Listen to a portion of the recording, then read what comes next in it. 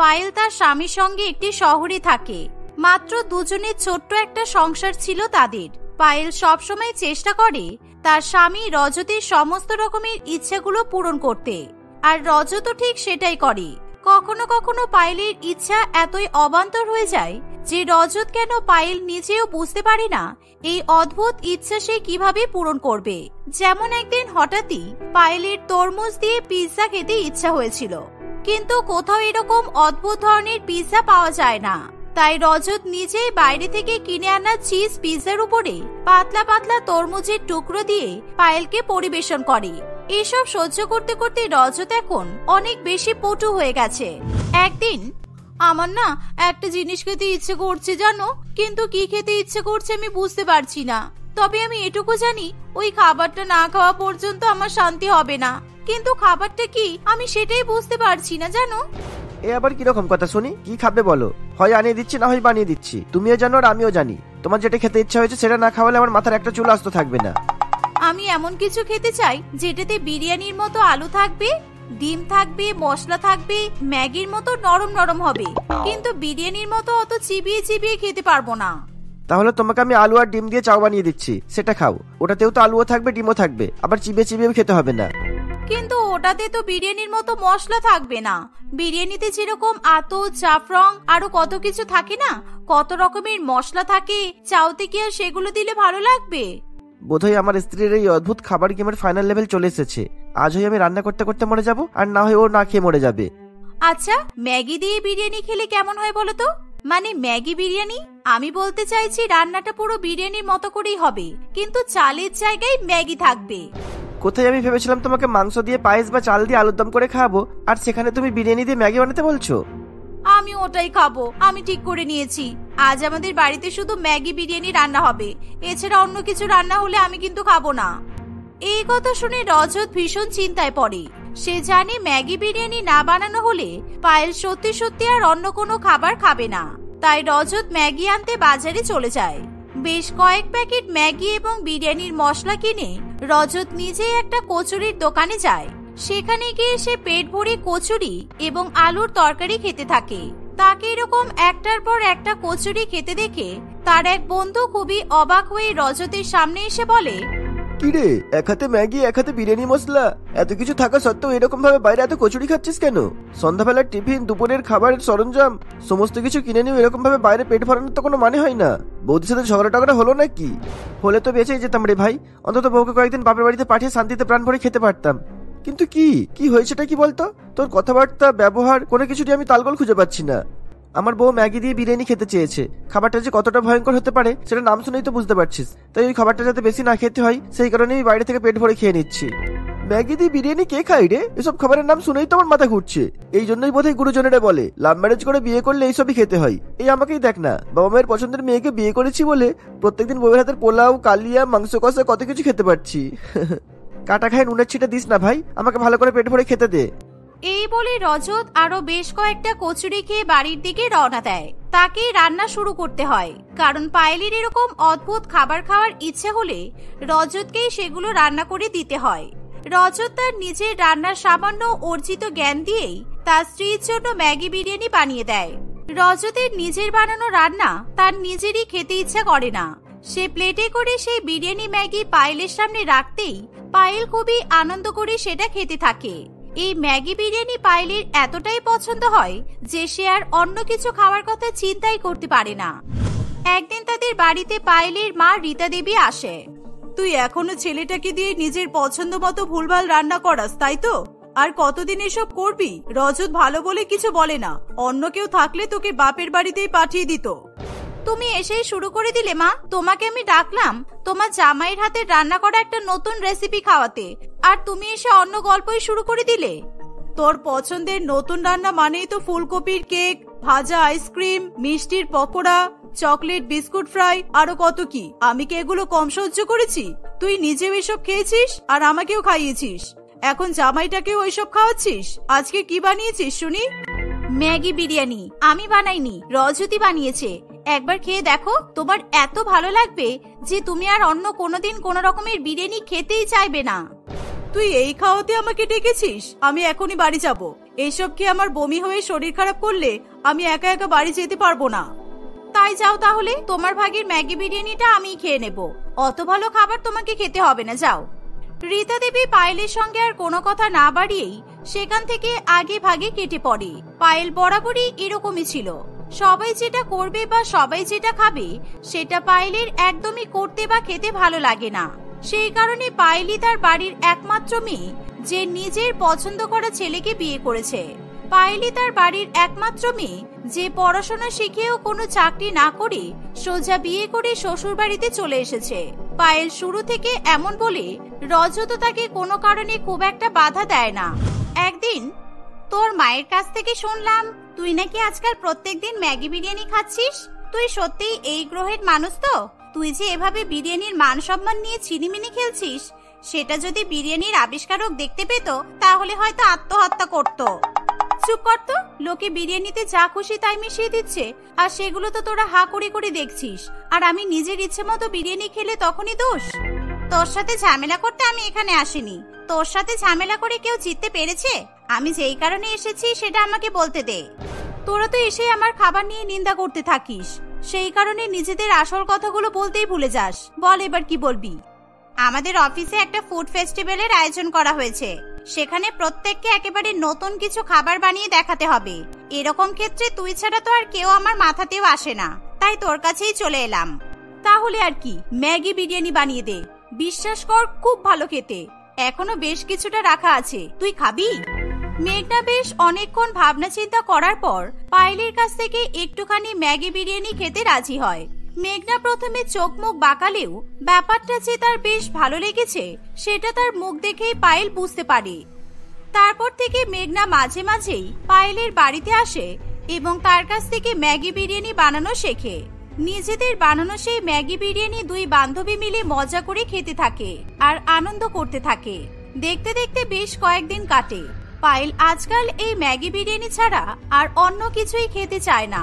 সে রজতের জন্য মাঝে মাঝে রজতের পছন্দ মতো রান্না করে দেয়, কিন্তু বেশিরভাগ সময়ই রজতকেও পায়েলের এসব ভুলভাল খাবার খেয়েই কাটাতে হয়। একদিন রজত বাজার করতে গেছে এমন সময়, আজকাল রোজ তোকে বাইরের সব আবিজাবি খাবার খেতে দেখি, তোর স্ত্রী কি প্রত্যেকদিনই ম্যাগি বিরিয়ানি বানাই নাকি রে? আমি না বললে তুই কি বিশ্বাস করবি? শুধু ওই ম্যাগি বিরিয়ানি নয়, আমার স্ত্রী বাড়িতে যে সমস্ত খাবারগুলো খায় না সেগুলো সবটাই অদ্ভুত হয়। আমি কোনোদিনও শান্তি করে খেতে পারি না। আর তোর স্ত্রী সেটা জানে, আর তারপরেও তোকে সব খাবার খেতে বাধ্য করাই। বাধ্য তো করাই না, তবে আমি ওকে কষ্ট দিতে ভয় পাই। ও শুধুমাত্র আমার জন্য ওর নিজের মা বাবাকে অগ্রাহ্য করে আমার সাথে চলে এসেছে, সেই কারণেই ওর কোনো আবদারে না করতে আমার ভালো লাগে না। সবাইকে অগ্রাহ্য করে তোর সাথে এসেছে মানে? তোর শ্বশুর বাড়ি থেকে তোদের বিয়েটা মেনে নেয়নি? শুধুমাত্র পায়েলের মা মেনেছে, আর কেউ আমাদের এই বিয়েটা মানেনি। পায়েলের বাড়িতে সব মেয়েরা পড়াশোনা শিখে চাকরি করছে, শুধুমাত্র পায়েল করেনি। আর ওদের বাড়ির প্রত্যেকটা মেয়ে সরকারি চাকরিওয়ালা ছেলেদের সাথে বিয়ে করেছে। তাই পায়েলের বাবা চেয়েছিল পায়েলও তেমনটাই করবে, কিন্তু ও তো সেখানে ওর বাবার কথা শোনেনি।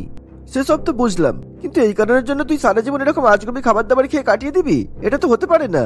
তাহলে আমি কি করবো তুই বলে দে, আমি সত্যিই বুঝতে পারছি না রে। এভাবেই পলাশ এবং রজত নিজেদের মধ্যে কিছুক্ষণ কথা বলে। পলাশ রজতকে ভালোভাবে বুঝিয়ে দেয় এবার তাকে কি করতে হবে। রজত সব রকমের বাজার নিয়ে বাড়িতে চলে আসে। বাড়িতে এসেই সে ম্যাগি বিরিয়ানি বানানো শুরু করে দেয়। রজতকে কিছু বলার আগেই সে পায়েলের পছন্দ মতো খাবার তৈরি করছে দেখে পায়েল বেশ আনন্দ পায়। সে চুপচাপ নিজের ঘরে বসে ম্যাগি বিরিয়ানি খাওয়ার জন্য অপেক্ষা করতে থাকে। দেখতে দেখতে দুপুরের খাওয়ার সময় হয়ে আসে। রজত পায়েলকে ম্যাগি বিরিয়ানি পরিবেশন করে দেয়। আজকেরটা যেন একটু বেশি ভালো হয়েছে। রোজ রোজ বানাতে বানাতে তুমি দেখছি ম্যাগি বিরিয়ানি বানাতে একেবারে ওস্তাদ হয়ে গেছো। খাওয়া দাওয়া হয়ে গেছে, এবার ঘুমিয়ে পড়ো। রাতের জন্য রেখে দিচ্ছি, বাকিটা রাত্রে খেয়ে নিও, কেমন? তুমি খাবে না? কিন্তু তুমি কোনোদিনও আমার সঙ্গে বসে বসে একসঙ্গে ম্যাগি বিরিয়ানি খাওনি তো। আমার মনে হয় তুমি নিশ্চয়ই লুকিয়ে লুকিয়ে অন্য কোনো খাবার খাও। এগুলো তুমি খাও না, তাই না? সেরকম কিছু নয়, আমি একটু পরেই খেয়ে নেবো। তুমি চিন্তা করো না, ঘুমাতে যাও। সেই একটা সময় খেতে বসেছো আর দুটোর সময় উঠলে। এখন না ঘুমালে তুমি কি করে 5টার মধ্যে উঠে তৈরি হতে পারবে বলো তো? তৈরি হব কেন? কোথাও যেতে হবে? তুমি তো আগে কিছু বলনি আমাকে। মনে নেই আজ মেঘনাদের অফিসে ফুড ফেস্টিভ্যাল আছে? ও আমাদের দুজনকে নিমন্ত্রণ করেছে। আজ তো রবিবার, আমার অফিস ছুটি, আমিও তো যেতে পারবো। যাও যাও, তাড়াতাড়ি ঘুমাও। রজতের কথা শুনে পায়েল আর সময় নষ্ট না করে তাড়াতাড়ি গিয়ে ঘুমিয়ে পড়ে। পায়েল একেবারে গভীর ঘুমে চলে যেতেই রজত তাদের ঘরের সমস্ত ঘড়ির কাঁটা পাল্টে সবকটাতে একটা বাজিয়ে দেয়। এমনকি ফোনের টাইমগুলো চেঞ্জ করে দেয়। সবকিছু হয়ে গেলে সে আবার পায়েলকে ঘুম থেকে ডাকতে চায়। পায়েল খুবই অবাক হয়ে ঘুম থেকে উঠে বলে, কি ব্যাপার, 5টা বেজে গেছে নাকি? চলো আমি এক্ষুনি রেডি হয়ে নিচ্ছি, বেশিক্ষণ সময় লাগবে না আমার। স্বপ্ন দেখছিলে নাকি? এখন তো সবে 1টা বাজলো। আমি আজ তোমার পছন্দের ম্যাগি বিরিয়ানি বানিয়েছি, খাবে এসো। আমি এক্ষুনি তো খেয়েই শুলাম, তাহলে বোধহয় স্বপ্ন দেখেছি। তুমি যাও, আমি যাচ্ছি। এই বলে পায়েল বিছানা থেকে উঠে সবকটা ঘড়ির সময় ভালো করে চেক করে। সে দেখে তখনও ঘড়িতে সবেমাত্র 1:20 বাজে। পায়েল আবার ম্যাগি বিরিয়ানি খেয়ে 5টায় ওঠার জন্য ঘুমাতে চলে যায়। এরপরে রজত আবার সমস্ত ঘড়ির সময় চেঞ্জ করে ঠিক 1টার সময় পায়েলকে ডাকতে যায়। পায়েল ভর্তি পেটে হাত বোলাতে বোলাতে একেবারে অবাক হয়ে ঘুম থেকে ওঠে। এবার বোধহয় 5টা বেজেই গেছে। আমার জামাটা একটু বের করে দেবে? আমার কেমন যেন খুব ক্লান্তি লাগছে, তৈরি হতে হবে তো। তোমার মাথা খারাপ হয়ে গেল নাকি? জামা বের করবো কেন? কোথায় যাবে? আর 5টা বাজতে যাবে কেন? এখন তো সবে 1টা বাজে। আমি আজ তোমার পছন্দের ম্যাগি বিরিয়ানি বানিয়েছি, খাবে চলো। আমি এত বেশি ম্যাগি বিরিয়ানি ভালোবাসি বলে হয়তো আমার সাথে এরকম হচ্ছে। মনে হচ্ছে বারবার তুমি আমাকে খেতে ডাকতে আসছো আর ম্যাগি বিরিয়ানি খাওয়াচ্ছ, কিন্তু আমার পেটটাও কেমন যেন ভর্তি ভর্তি লাগছে। বিশ্বাস করো, কি হচ্ছে এটা কি আমার সাথে? তোমার বোধহয় শরীরটা ভালো লাগছে না। তুমি বাইরে এসে আগে ম্যাগি বিরিয়ানিটা খেয়ে নাও, তারপরে কিছুক্ষণ ঘুমিয়ে নিও, কেমন? না না না, আমি আর ওসব খাবো না। আমি আর কোনোদিনও ম্যাগি বিরিয়ানি খাবো না। ওই খাবারটা সাংঘাতিক খাবার। আমি কিছুতেই আর ম্যাগি বিরিয়ানি খাবো না। তুমি সব ফেলে দাও, যাও তো। এবার থেকে আমি শুধু সাধারণ খাবার খাবো। হ্যাঁ বাবা, ওটাই ঠিক হবে। এইসব ভুলভাল খাবারও খাবো না, আর আমার ওসব ভুলভাল স্বপ্নও আসবে না।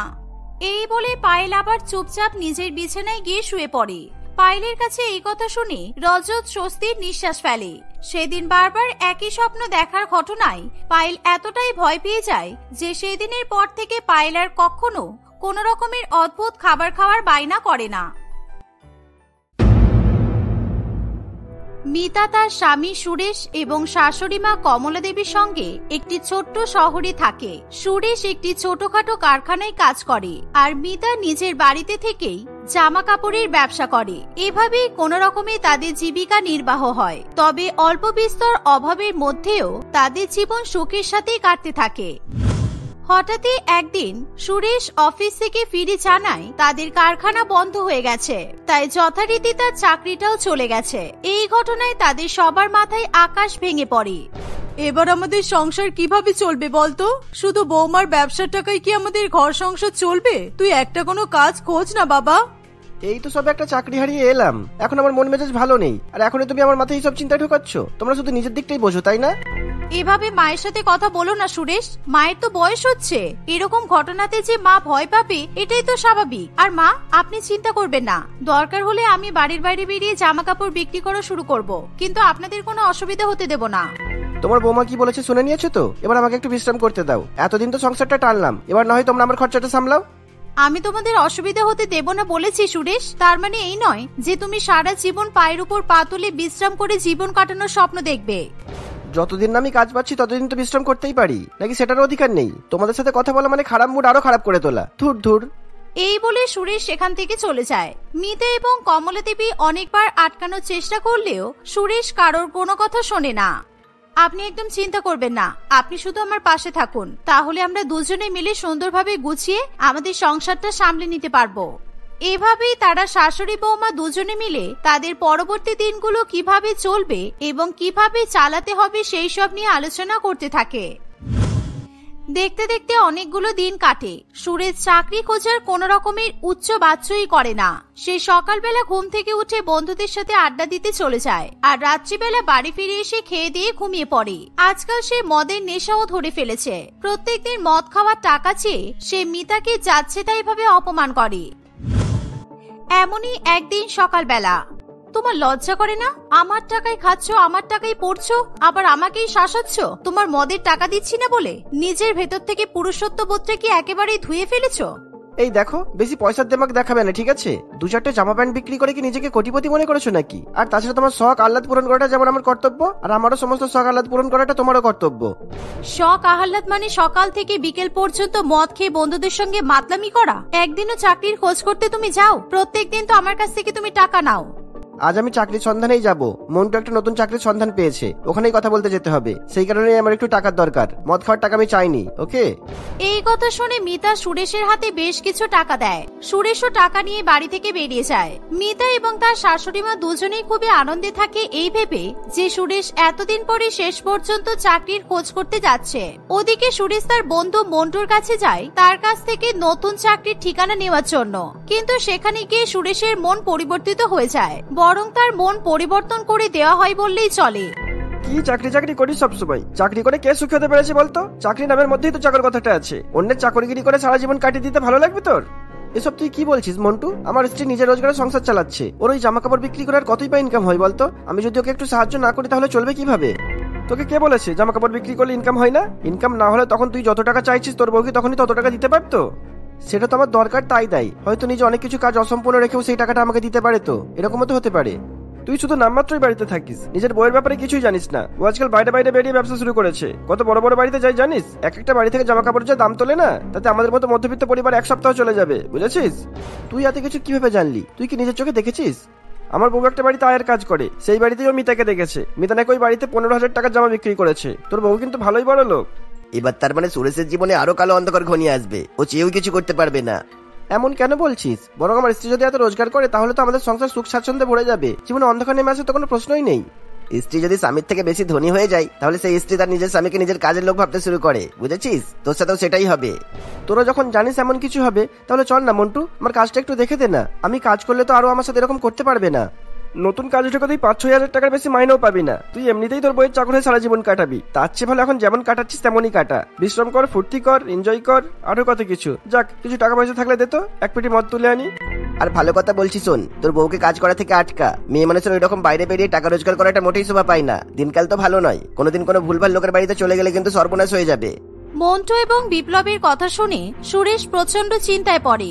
সে হঠাৎ করে তার স্ত্রীকে নিজের সবচেয়ে বড় শত্রু বলে মনে করতে শুরু করে। হঠাৎ করে সুরেশের মনে হতে থাকে যে মিতা সত্যি সত্যি সুরেশকে নিজের চাকর ভাবে, তাই হয়তো প্রত্যেকদিন টাকা নিয়ে খোটা দেয়। এমনটা মনে হতেই সুরেশের মাথায় যেন আগুন জ্বলে ওঠে।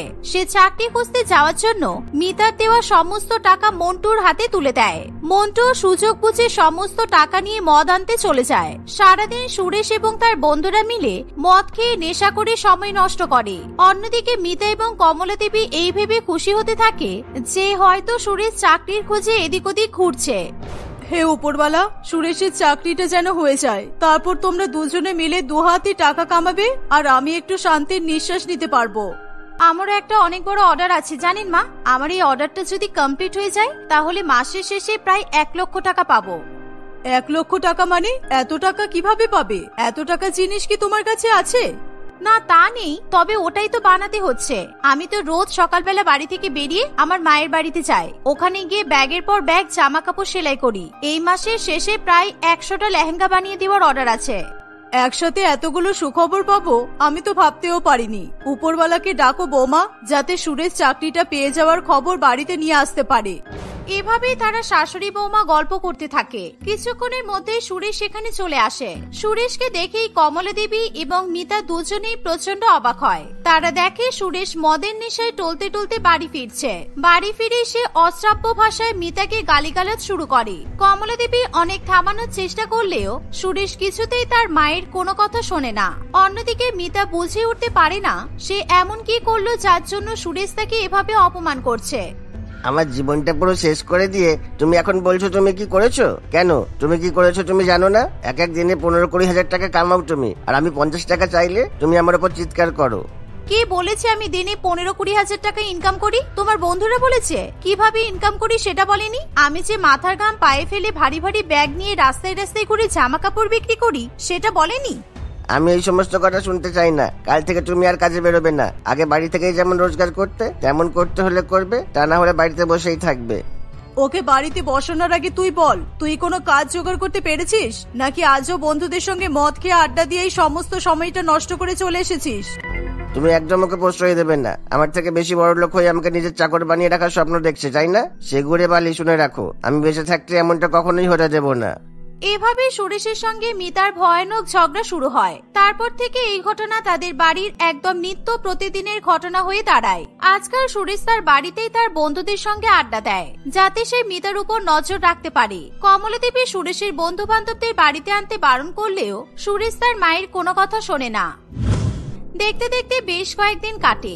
একদিকে মিতা বাড়ি থেকে বেরোতে পারে না বলে তার লেহেঙ্গা তৈরির কাজটাও প্রায় অসম্পূর্ণই পড়ে থাকে, আর অন্যদিকে তাদের প্রাত্যহিক জীবনের অবস্থা খারাপ থেকে খারাপতর হতে থাকে। আমার কাছে আর 1 সপ্তাহ সময় আছে মা, তার মধ্যে 25টা লেহেঙ্গা আমি কিভাবে সেলাই করব বলুন তো? সুরেশ তো আমাকে বাড়ির বাইরেই বেরোতে দিচ্ছে না। সুরেশের ছেলে মানুষের জন্য তোমার হাত থেকে 1 লক্ষ টাকা এভাবে চলে যাক আমি কিছুতেই চাই না। আমি কিছু একটা ব্যবস্থা করছি, দাঁড়াও। কিন্তু আপনি কি করতে পারবেন? ও তো সারাদিন ওর বন্ধু বান্ধবদের নিয়ে বাড়িতেই বসে থাকে, আমাকে তো ঘরের বাইরেটুকু বের হতে দেয় না। সারা রাত তো আর জেগে বসে থাকে না। দিনের বেলা যত জ্বালানো জ্বালিয়ে নিক, রাত্রিবেলা তো ক্লান্ত হয়ে ঘুমিয়েই পড়ে। তারপর না হয় তুমি কাজ করো। অত রাতে আমি বাড়ি যাব আর তারপর সেলাই করব, আবার সকালের মধ্যে ফিরে আসবো? এটা কি করে সম্ভব? আমার ঘরে তোমার সেলাই মেশিনটা আনিয়ে নেওয়ার ব্যবস্থা করো, যেভাবে হোক। সুরেশ কখনো আমার ঘরে খোঁজ করতে আসে না, তুমি সারা রাত আমার ঘরে বসে সেলাই করবে। কিন্তু মাঝরাতে যদি সুরেশ উঠে আমাকে দেখতে না পায়, যদি মাঝরাতে আবার অশান্তি শুরু করে? আমি তোমাকে সারা রাত জেগে পাহারা দেব। তুমি যেভাবে আমার গোটা পরিবারটাকে সামলাচ্ছ, তাতে এটুকু তো আমি তোমার জন্য করতেই পারি। শাশুড়ির কাছে এমন কথা শুনে মিতা নিজের চোখের জল ধরে রাখতে পারে না। সুরেশ তার বন্ধুদের সঙ্গে 8 ঘন্টার জন্য বাইরে বেরিয়েছে। এমন সময় মিতা তার বাপের বাড়ি থেকে সেলাই মেশিনটা এনে তার শাশুড়ি মায়ের ঘরে রেখে দেয়। সেখান থেকে সে প্রত্যেকদিন রাত জেগে লেহেঙ্গা সেলাই করতে থাকে, আর তার শাশুড়ি মা রাত জেগে তাকে পাহারা দিতে থাকে। মাঝে মাঝে তাকে চা বানিয়ে এনে দেয়। দেখতে দেখতে কিছুদিনের মধ্যেই মিতার সবকটা লেহেঙ্গা সেলাই করা শেষ হয়ে যায়। সে সুযোগ বুঝে মহাজনকে সমস্ত লেহেঙ্গা দিয়ে এলে মহাজন নগদ 1 লক্ষ টাকা মিতার হাতে তুলে দেয়। এই খবর পেয়ে সুরেশ তেলে বেগুনে জ্বলে ওঠে। তোমার এত বড় সাহস! আমি বারণ করা সত্ত্বেও তুমি কাজ করছো, আবার 1 লক্ষ টাকা কামিয়েও ফেলেছো। এবার নিশ্চয়ই আমাদের মাথার উপর ছড়ি ঘোরাবে, তাই না? একেবারেই নয় সুরেশ, এই টাকাটা দিয়ে আমি আমার বাড়ির সামনে একটা জামা কাপড় তৈরির বুটিক খুলবো। আমাদের শহরে খুব একটা বেশি বুটিক নেই, আর এরকম একটা জিনিস শুরু করলে তোমাকেও আর বাইরে কাজ খুঁজতে যেতে হবে না। তুমি আমার বুটিকেই ম্যানেজারের কাজ করবে। সেই শেষমেশ তুমি প্রমাণ করেই দিলে যে তুমি আমাকে নিজের চাকর ছাড়া আর কিছুই ভাবো না, তাই তো? তোর মতো বেয়াদব ছেলে আমি দুটো দেখিনি। মেয়েটা একটা নতুন ব্যবসা শুরু করতে চলেছে, আর সেই ব্যবসাটা ওর একার হবে না, তোরও হবে। তোরা দুজনে মিলে সামলাবি, দুজনে মিলে বড় লোক হবি, কেউ কারোর চাকর হবে না। এটুকু একটা সামান্য কথা তুই বুঝতে পারছিস না? কিন্তু তুমি শুনলে না, মিতা বললো যে আমি ওর বুটিকের ম্যানেজার হব। ও তো একবার আমাকে মালিক হওয়ার কথা বলেনি। তাহলে আমি এমন ভেবে কিছু ভুল করেছি বলে আমার মনে হয় না। আমি তো শুধু সেলাইয়ের কাজটাই দেখবো, বাকি আমার বুটিকে যা কিছু হবে সব তো তোমার দায়িত্বেই থাকবে। সেই কারণেই তো তোমাকে ম্যানেজার বানাচ্ছি। ও বুঝবে না বৌমা, ওর ওই বন্ধুরা ওর মাথাটা একেবারে ভালো করে পরিষ্কার করে দিয়েছে। ওই মাথাতে ও কোনো ভালো জিনিস আর ভালোভাবে ঢোকাতেই পারবে না। তোমার যদি মনে হয় তুমি আমার বুটিকের ম্যানেজার হলে তোমার মান সম্মান নষ্ট হবে, তাহলে আমি তোমাকে জোর করব না। তোমার যেভাবে ইচ্ছা তুমি সেভাবেই দিন কাটাও। পয়সা করি যখন যা দরকার হবে আমি সমস্ত কিছু দিয়ে দেব, এটুকু কথা দিচ্ছি। হাতে 1 লক্ষ টাকা আসতে না আসতে তুমি পয়সার গরম দেখাতে শুরু করে দিয়েছো, আর বলছো দোকানের ম্যানেজার হলে তুমি আমাকে চাকর ভাববেন না, তাই তো? বারবার বোঝানোর পরও সুরেশ তার মা কিংবা স্ত্রী কারোর কথাই শুনতে চায় না। মিতা ও সুরেশকে আর কোনো রকমের জোর করে না। ধীরে ধীরে মিতার বুটিক তৈরি হয়ে যায়। সে দিনে 2 গুণ রাতে 4 গুণ ইনকাম করতে থাকে। অন্যদিকে সুরেশের বন্ধুরাও এদিক ওদিক চাকরি পেয়ে তাকে অবজ্ঞা করা শুরু করে দেয়। সারাদিন আমাদের বাড়িতে এসে এইভাবে আমাদেরকে বিরক্ত করবি না। তোর তো কোনো কাজ নেই, বইয়ের পয়সা দিন রাত বসে বসে খাস, কিন্তু আমাদের নিজের টাকাটা নিজেকেই রোজগার করতে হয়। তাই বলছি, কাল থেকে আর এখানে আসবি না। তোর সাথে বসে মদ খাওয়ার বা আড্ডা দেওয়ার কোনোটারই ইচ্ছা আমাদের নেই, বুঝেছিস? সুরেশ এতদিনে নিজের ভুল বুঝতে পারে। সে বুঝতে পারে কিভাবে তাদের সংসারটাকে চালানোর জন্য মিতা দিনরাত অক্লান্ত পরিশ্রম করে এসেছে। মিতার প্রতি সমস্ত অপব্যবহারের জন্য সুরেশ মিতার কাছে ক্ষমা চায়।